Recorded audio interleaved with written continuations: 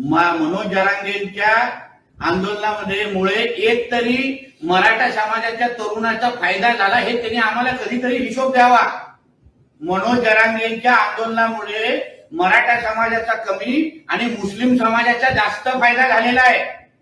ईडब्ल्यूएसच्या त्या ह्याच्यामध्ये जेव्हा आता पोलीस भरती निघाली त्याच्यामध्ये 90% हे मुस्लिम समाजाचे लोक होते।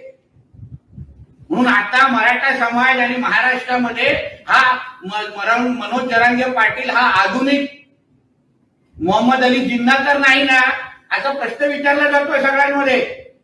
कारण का कुठेही मराठा समाजाचा फायदा होत नाहीये, त्याच्यापेक्षा मुस्लिम समाजाचा जास्त फायदा होतोय। त्याबद्दल थोडं आम्हाला लोकांना सांगा तुमची बाजू काय आहे। तुम्ही नेमकं मराठ्यांसाठी लढताय का मराठ्यांच्या खांद्यावर बंदूक ठेवून मुसलमानांची सेवा करताय हे कधीतरी स्पष्टता येऊन दे।